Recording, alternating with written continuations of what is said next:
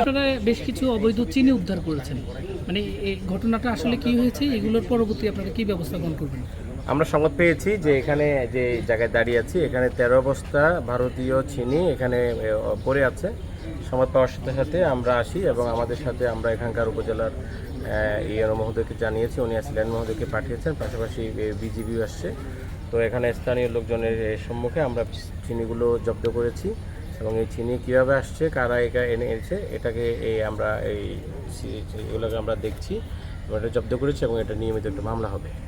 আপনাদের এখানে প্রায় সময় আমরা শুনি যে সীমান্ত দিয়ে অনেক চিনি নামে অবৈধ, সেইগুলোর ব্যাপারে আপনারা কি ব্যবস্থা করেন, আপনাদের নীতি কি?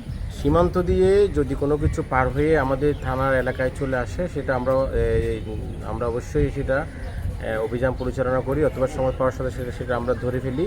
এই ইতিপূর্বে গত 15 দিনের ভিতর 3টা মামলা হয়েছে চিনি সংক্রান্তে।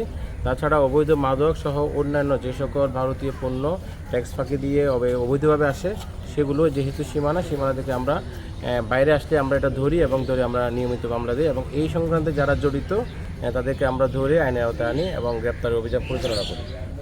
চলবে।